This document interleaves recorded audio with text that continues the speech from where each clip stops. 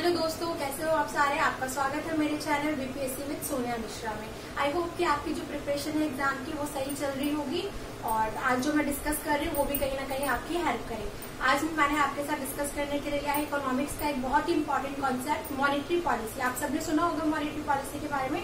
आज मैं आपके साथ वही डिस्कस करूंगी। फ्रेंड्स, आप सब जानते हैं कि किसी भी देश की इकोनॉमी में, किसी भी इकोनॉमी में इन्फ्लेशन, डिफ्लेशन आना, बूम करना, कभी कभी डाउन हो जाना, ये सब आम बात है। ये तो डे टू डे में चलता रहता है। लेकिन कुछ हमारी गवर्नमेंट की रिस्पॉन्सिबिलिटी होती है इस इन्फ्लेशन और डिफ्लेशन को कंट्रोल करने के लिए। फ्रेंड्स, इन्फ्लेशन भी होना भी अच्छी बात नहीं है। इन्फ्लेशन आप समझते हैं महंगाई। अगर किसी इकोनॉमी में बहुत ज्यादा इन्फ्लेशन आ जाए, महंगाई आ जाए, तो वो भी अच्छी बात नहीं होती। और बहुत ज्यादा डिफ्लेशन हो जाना, ये भी अच्छी बात नहीं होती। हमें अपनी इकोनॉमी को बैलेंस करके चलना पड़ता है। हमें इसका ध्यान, गवर्नमेंट को हमारी अपनी इकोनॉमी को बैलेंस करके रखना पड़ता है। बहुत ज्यादा डिफ्लेशन होने से चीजों की जो वैल्यू है बहुत ज्यादा डाउन हो जाने से भी ये हमारी इकोनॉमी के लिए अच्छी बात नहीं होती है। कैसे करती है गवर्नमेंट ये? कोई भी देश ये कैसे करता है? दो पॉलिसी में इसे डिवाइड किया जाता है। एक होता है monetary policy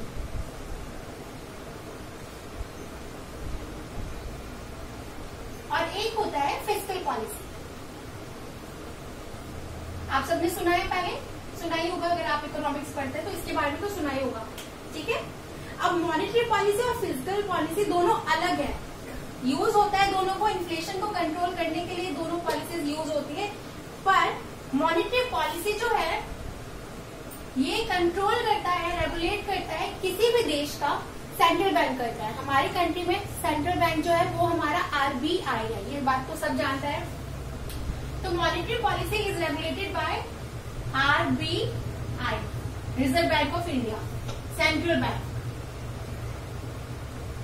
understood friends? And fiscal policy is govern by, is regulated by government, ठीक है। जैसे कि मैंने आपको पहले भी बताया है अपने इकोनॉमिक्स के वीडियो में, टैक्स रेट को अप डाउन कर देना, पेट्रोल का प्राइस अप डाउन कर देना, ये सब तरीका यूज करती है गवर्नमेंट इन्फ्लेशन को कंट्रोल करने के लिए। और हमारी आरबीआई कैसे कंट्रोल करती है इन्फ्लेशन का? कुछ बैंक रेट्स, कुछ आपने नाम सुना ही होगा कुछ रेट्स का, जैसे कि सीआरआर हो गया, रेपो रेट हो गया, रिवर्स रेपो रेट हो गया। मॉनेटरी पॉलिसी को इसे ही कहा जाता है। इसी को यूज करके आरबीआई क्या करती है, महंगाई को कंट्रोल करने की कोशिश करती है। तो चलिए एक एक करके मैं आपसे डिस्कस करती हूँ कि रेट्स हैं क्या। 6 तरह के रेट्स होते हैं फ्रेंड्स, मैं लिख देती हूँ, फिर एक एक करके आपके साथ डिस्कस करूंगी। First is repo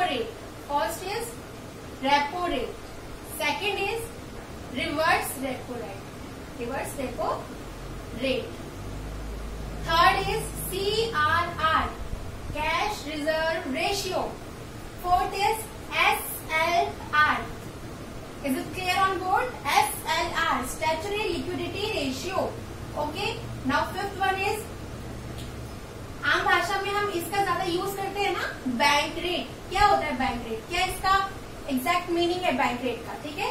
and sixth is, मैं यहाँ पे लिखती हूँ, sixth is MSF, marginal standing facility rate. Okay friends, देख रहे हो आप।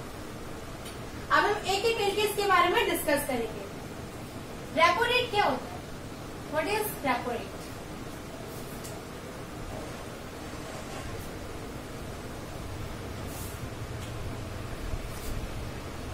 रेपो रेट सुना होगा और आगे भी सुनोगे, बहुत इंपॉर्टेंट है, एग्जाम के पॉइंट ऑफ व्यू से भी पूछा जाता है।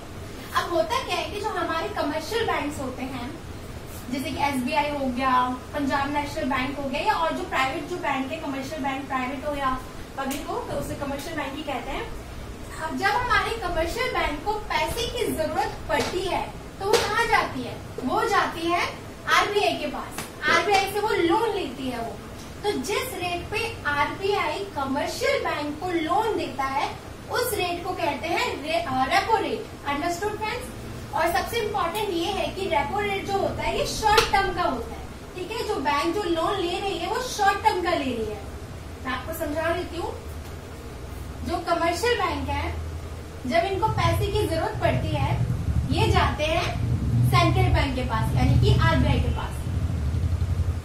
आरबीआई इनको पैसे देती है, आरबीआई लैंड्स मनी। अब वो जिस रेट पे देती है उस रेट को कहा जाता है रेपो रेट, ठीक है फ्रेंड्स। और हाँ, कमर्शियल बैंक को आरबीआई ऐसे ही पैसे नहीं देती है, ऐसे लोन नहीं देती है, बदले में कमर्शियल बैंक को आरबीआई के पास कुछ गिरवी रखना पड़ता है, ठीक है। और ये जो हाँ सबसे इम्पोर्टेंट इसका ये पॉइंट है कि ये शॉर्ट टर्म के लिए होता है, ये शॉर्ट टर्म के लिए होता है। बैंक को शॉर्ट टर्म के लिए लोन चाहिए, शॉर्ट टर्म के लिए पैसे चाहिए, ठीक है फ्रेंड्स, समझ गए।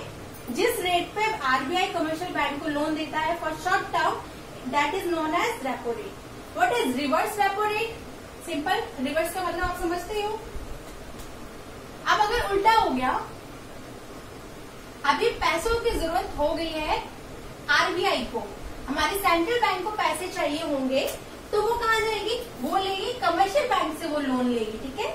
अभी यहाँ पर आरबीआई को पैसे की जरूरत है, आरबीआई जाएगी कमर्शियल बैंक को बोलेगी मुझे लोन दो, कमर्शियल बैंक लोन देगा भी, लेकिन जिस रेट पे देगा वो रेट होता है रिवर्स रेपो रेट, वो रेट कहलाता है रिवर्स रेपो रेट। ये भी अगेन, ये भी शॉर्ट टर्म लोन है, ये भी शॉर्ट टर्म के लिए ही चाहिए भाई, कमर्शियल शॉर्ट टाइम के लिए ही चाहिए आरबीआई को रेट, ये पैसे चाहिए, लोन चाहिए, ये शॉर्ट टर्म के लिए होता है। और हाँ सेम जैसे कि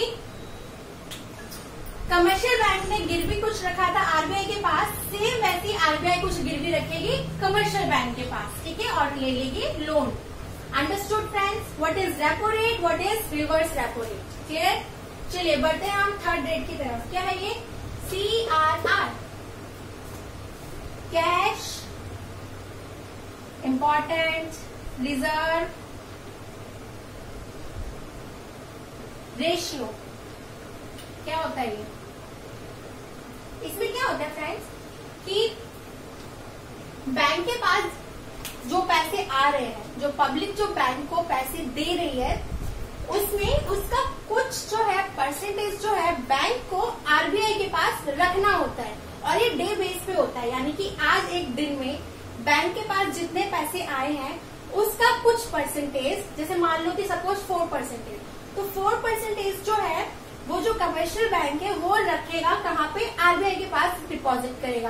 ऐसा क्यों किया जाता है? बिल्कुल सेफ्टी के लिए किया जाता है कि सपोज कि अगर आगे जो बैंक है वो डूब गया, बैंक जो है वो डूब गया, तो पब्लिक के पैसे बचे रहे, पब्लिक का कोई नुकसान ना हो, इसके लिए क्या करेगी? फिर आरबीआई जो है उसी पैसे को यूज करेगी, एंड आफ्टर दैट फिर जो बैंक का जो भी है प्रॉपर्टीज है वो सेल करेगी, फिर उससे पैसे जो आएंगे वो पब्लिक में देगी, ठीक है। लेकिन जो फर्स्ट स्टेप होगा, जो पहली पेमेंट जाएगी वो CRR से ही जाएगी, जो बैंक डिपॉजिट कराता था आरबीआई के पास, ठीक है।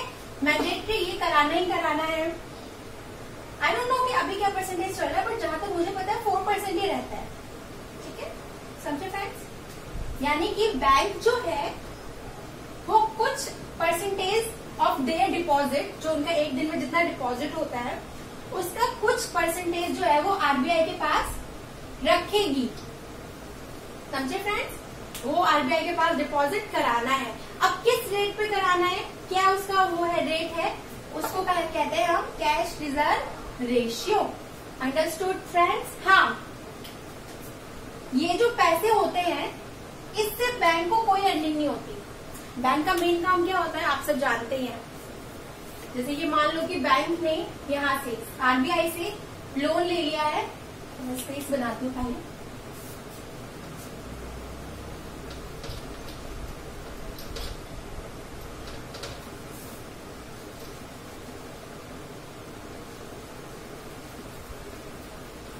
बैंक का क्या काम होता है, बैंक कैसे अर्न करती है? बैंक में इतने एम्प्लॉयज होते हैं, कहाँ से उनकी पेमेंट आती है, कहाँ से उन्हें सैलरी देते हैं, कहाँ से बैंक का अपना प्रॉफिट होता है। आप सबको पता है, एक बार फिर बता देती हूँ कि बैंक क्या करती है। बैंक लेती है लोन, मान लो कि बैंक ने आरबीआई से लोन लिया एट द रेट ऑफ 5%, ठीक है। और आगे उसने मार्केट में लगा दिया, उससे शेयर्स परचेज कर लिए या आगे किसी कंपनी को लोन दिया, उसने दिया एट द रेट ऑफ 10%। अब इसके बीच का जो डिफरेंस है, यहाँ से जो प्रॉफिट आएगा, ये जो प्रॉफिट होता है ये बैंक का होता है। अब यहीं से बैंक अपने सारे खर्चे निकालती है। बैंक जो मेनली है वो ऐसी फंक्शन करती है, बैंक का काम यही होता है आगे पैसों को लैंड करना। आम पब्लिक को भी लोन देती है ना बैंक, बस वही काम है, ठीक है फ्रेंड्स। हाँ, तो जो कैश रिजर्व रेशियो है, मैं ये बता रही थी कि कैश रिजर्व रेशियो से जो पैसे जो आरबीआई के पास रखे गए हैं, बैंक की कोई अर्निंग नहीं होती, बैंक को कोई इंटरेस्ट नहीं मिलता, बैंक का कोई आगे इन्वेस्टमेंट नहीं कर सकते, वो प्योरली उतना अमाउंट जो है आरबीआई के पास रखा हुआ है, ठीक है। नो अर्निंग ऑफ बैंक, इस बैंक में कोई इंटरेस्ट नहीं देगा आरबीआई, कोई अर्निंग नहीं होगी बैंक की, ठीक है। ये एक कह सकती हूँ कि एक जिम्मेदारी है बैंक की कि मुझे इतना परसेंटेज जो है वो आरबीआई के पास रख पाना ही रख पाना है, ठीक है friends. Repo rate understood, reverse repo rate understood, CRR understood. Now comes to SLR. What is SLR? Statutory liquidity ratio.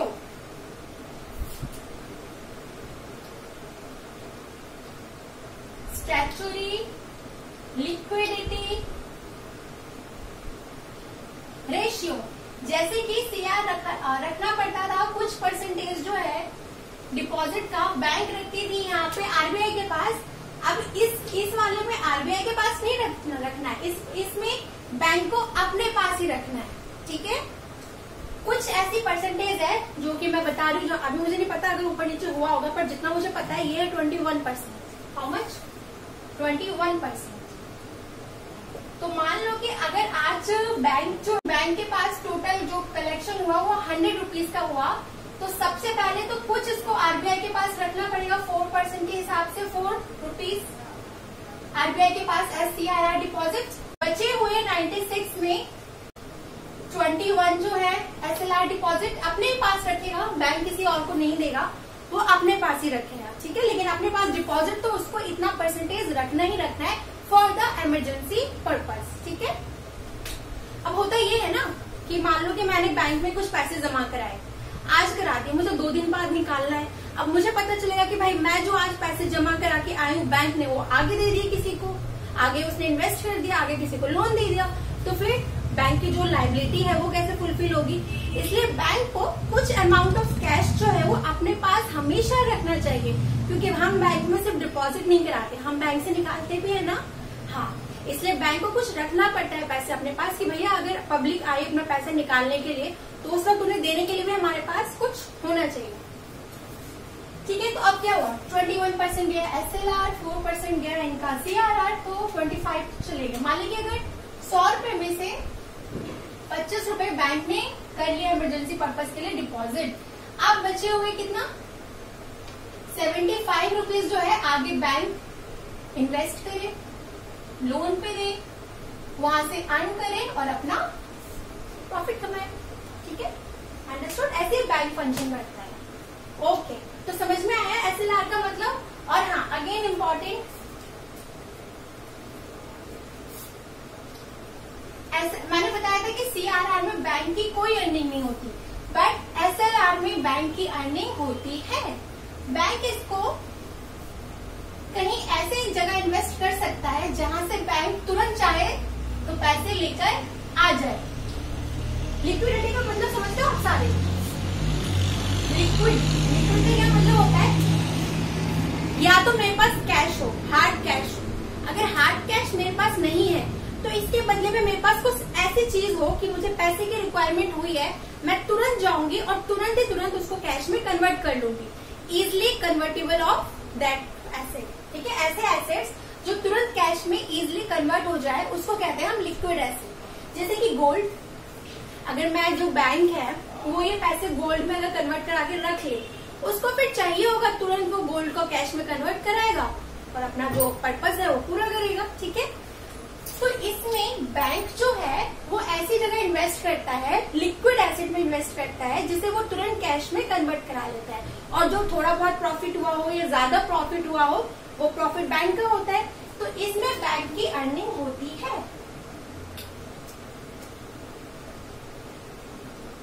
Bank की अर्निंग होती है। Understood friends? आपको समझ में आया व्हाट इज SLR? बड़े आगे बैंक रेट की तरफ। What is bank rate? हमें ज्यादा आम भाषा में इसी रेट का हम यूज करते हैं, जिक्र करते हैं, क्योंकि ये होता है long term. Repo rate, reverse repo rate, ये सब शॉर्ट टर्म था। ठीक है। What is bank rate? Same जैसे रेपो रेट में था वही बैंक रेट होता है।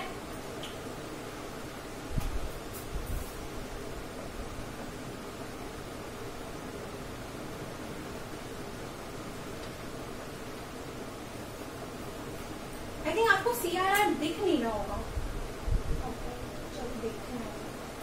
अच्छा, बैंक रेट क्या होता है? जब कमर्शियल बैंक को पैसे की जरूरत पड़ती है, वो RBI से पैसे लेने जाती है, ठीक है, कुछ गिरवी रखवाती है, और जिस रेट पे RBI बैंक को दे पैसे, वो बैंक रेट होता है। ठीक है। अब आप बोलोगे ये तो बिल्कुल सेम हो गया। हाँ, सेम हो गया, बस एक ही चीज का डिफरेंस है। रेपो रेट जो बैंक लेती है वो छोटे टाइम के लिए लेती है, कम टाइम पीरियड के लिए लेती है, ठीक है, शॉर्ट टर्म के लिए लेती है। बैंक रेट में ये लेती है लॉन्ग टर्म के लिए। It is a long term loan. Bank ने लिए हैं RBI से पैसे 10 साल के लिए भैया, 15 साल के लिए, 20 साल के लिए, ये लॉन्ग टर्म है। ठीक है, लॉन्ग टर्म लोन, ये लंबा चलेगा। तो इस तरह के रेट को हम कहते हैं बैंक रेट। लॉन्ग टर्म जब RBI कमर्शियल बैंक को देती है, लैंड करती है, तो जिस रेट पे करती है for the long term, that is known as bank rate. Understood? What is bank rate and what is repo rate, difference between it. ठीक है, चलिए अब बात करते हैं लास्ट की, MSF, marginal standing facility rate. What is this MSF? काफी कुछ तो हमें ना इस टर्म से क्लियर हो जाता है, नहीं आपको नहीं लगता? अब रेपो रेट क्या होता है अगर आप समझ गए हो, तो अगर इसके आगे रिवर्स लगा दिया तो बताने की जरूरत है, आप समझ जाओगे 1-2 मिनट है सिचुएशन। काफी कुछ ना टर्म खुद ही क्लियर कर देता है। ठीक है, मार्जिनल स्टैंडिंग फैसिलिटी,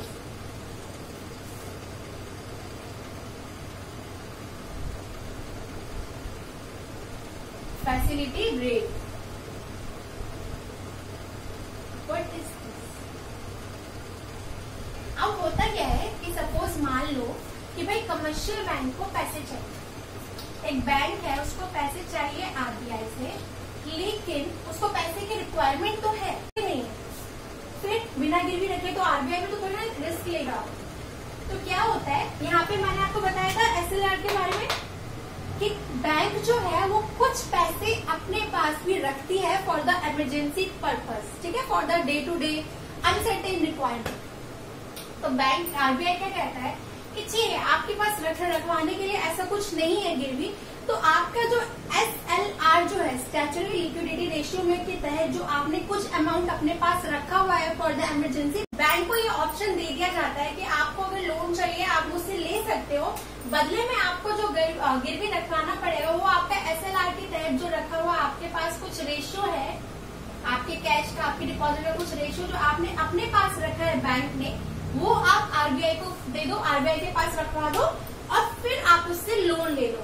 तो इस चीज को कहा जाता है marginal standing facility rate. Understood friends? समझ में आ रहा है आपको? समझे आप 6 के 6 रेट्स? ठीक है, एक बार डिस्कस करो मेरे साथ, क्या है वो रेट? Repo rate, reverse repo rate, CRR, SLR, then ये हमारा bank rate and the 6th one is MSF। Understood? अच्छा, अब इसको वाइंड अप करने से पहले मैं आपके साथ डिस्कस कर लेती हूँ कि आखिर कैसे, मतलब इन रेट्स का यूज करके कैसे कोई इन्फ्लेशन को कंट्रोल कर लेगा। कैसे कोई डिफ्लेशन को कंट्रोल कर लेगा, क्योंकि इकोनॉमी के लिए दोनों ही ठीक नहीं होती। अब चलो मान लो बैंक रेट लेते हैं, ठीक है, फॉर एग्जाम्पल हम एक बैंक रेट का लेते हैं एग्जाम्पल, इनमें से किसी भी रेट का यूज करके RBI जो है इन्फ्लेशन को, डिफ्लेशन को कंट्रोल करके अपनी इकोनॉमी को बैलेंस कर सकती है। मैं एक एग्जांपल से समझाती हूँ। एग्जाम्पल,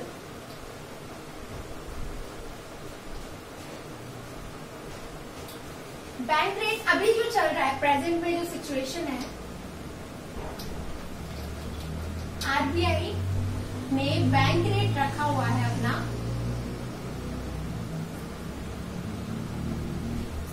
8%। 8% के तहत आरबीआई दे देती है लोन बैंक को।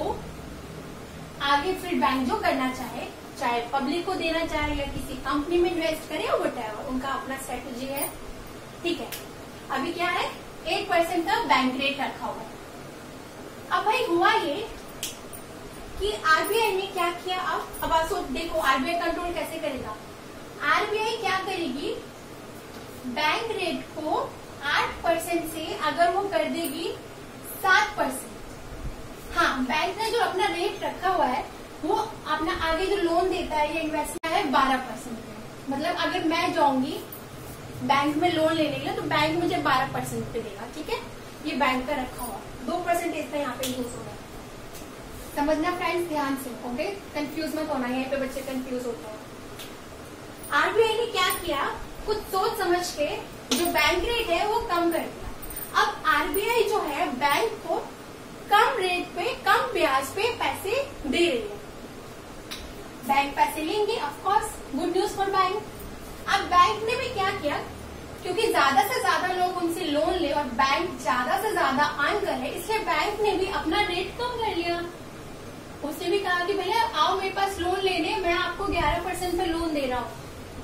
भाई रेट कम हो गया, मार्केट में हल्ला हो गया। ठीक है, बैंक रेट कम हो गया, बैंक भी आगे दे रही है, सस्ते में दे रही है, ब्याज कम ले रही है। अब पब्लिक क्या करेगी, पब्लिक तो चाहेगी जी भैया लोन मिल रहा है कम दाम पे तो क्यों ना लिया जाए। पब्लिक तो बहुत जाएगी लोन लेने, नहीं जाएगी। अब पब्लिक के पास क्या हुआ, पब्लिक के पास आ गए पैसे, पब्लिक के हाथ में आ गए हैं पैसे। अब क्योंकि पब्लिक के पास पैसे हैं तो वो खर्च करेगी, वो कहीं कहीं इन्वेस्ट करेगी, वो कुछ परचेज बढ़ेगी। दाम क्या होगा, जैसे मान लो कि जो घर लेना है, पब्लिक के हाथ में पैसे आ गए। अब पब्लिक चाहती है मैं घर लूं, पब्लिक चाहती है मैं गाड़ी लूं। ठीक है, तो डिमांड आ गई, गाड़ियों की डिमांड आ गई है भैया, तो क्या हो गया, गाड़ियों के दाम क्या होंगे बताओ, प्राइस जो है वो बढ़ेगा, बढ़ेगा ना। प्राइस का बढ़ने का क्या मतलब होता है, प्राइस की किसी भी चीज के दाम के बढ़ने का मतलब होता है इन्फ्लेशन आ गया है। क्या आ गया है, इन्फ्लेशन। भैया जो गाड़ी चलती थी 5 लाख की हो गई है 6 लाख की, जो घर बिक रहे थे मान लो 20 लाख के बिकते हैं अब 40 लाख के। ठीक है, महंगाई आ गई है। तो समझा फ्रेंड्स, कैसे इस चीज को सीधे जो इनडायरेक्टली असर किया गया है वो किसने किया है, आरबीआई ने सोच समझ के किया है। ठीक है, ऐसे होता है जब भी किसी चीज के दाम घटने लगते हैं बहुत ज्यादा, आरबीआई ऐसे करके दाम बढ़ाती है। और ठीक इसका अपोजिट मैं वो थोड़ा सा बता दूं फिर आपको क्लियर हो जाएगा। बस सेम इसका अपोजिट है। मान लो कि एग्जाम्पल 1, एग्जाम्पल 2, यहाँ से इन्फ्लेशन आ गया था, डिफ्लेशन को कंट्रोल करके महंगाई कर दी, चीजों इकोनॉमी को बैलेंस कर दी। ठीक है, अब बस सेम है, जो 8% का जो रेट जो बैंक दे रही है, आरबीआई जो दे रही है बैंक्स को, बढ़ा दो, उसको 9% कर दो। ठीक है, 9% कर दो। अब आगे बैंक क्या करेगा, भैया पीछे से ही लोन महंगे आ रहे हैं मैं यूज कर रही हूँ आपको समझाने के लिए, पीछे से ही रेट बढ़ चुके हैं, आरबीआई ने रेट बढ़ा दिया है, तो बैंक का जो नॉर्मल था रेट 12%, अब वो बैंक भी तो बढ़ाएगा, उसको भी तो अर्न करना है, उसके भी बहुत सारी लाइबिलिटीज है, वो इसको कर देगा 13%। मार्केट में क्या न्यूज जाएगी, भाई लोन लेना अब महंगा पड़ रहा है, बहुत ज्यादा ब्याज देना पड़ता है, तो लोग क्या करेंगे, लोग लेंगे लोन। आप लोगे तब लोन जब लोन का जो इंटरेस्ट है वो बहुत ज्यादा है, रेट बहुत ज्यादा बढ़ गया, पब्लिक कम होगी, बहुत ज्यादा इमरजेंसी जिसको चाहिए होगा वही जाएगा, आम पब्लिक तो ऐसी शौक से नहीं जाएगी। फिर तो क्या होगा कि पब्लिक जो है वो पैसे नहीं लेगी। अब पब्लिक के पास पैसे है नहीं, पब्लिक को खर्च करने के लिए है नहीं, पब्लिक कुछ परचेज नहीं करना चाहती, सिर्फ जो रिक्वायरमेंट है वही, कुछ नया नहीं परचेज कर रही, तो क्या होगा मार्केट में, डिमांड भैया नीचे गई। डिमांड क्या हुआ, डिमांड तो घट रही है चीजों की। भैया गाड़ियां कोई नहीं खरीद रहा है, कोई घर नहीं खरीद रहा है, और ऐसी और भी बहुत सी चीजें, डिमांड कम हो रही है।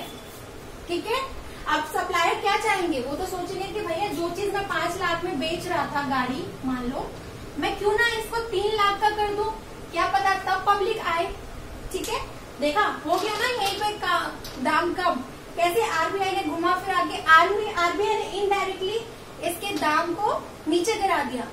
मतलब जब बहुत ज्यादा महंगाई आ जाती है किसी भी इकोनॉमी में, चीजें बहुत ज्यादा महंगी बिक रही होती है, तो कैसे आरबीआई उसका दाम कम करवा देता है, कैसे वो कंट्रोल करके क्या करता है, यहाँ पे क्या कर रहा है, इन्फ्लेशन कंट्रोल करके डिफ्लेशन कर रहा है, ताकि उसकी इकोनॉमी जो है क्या रहे, बैलेंस रहे।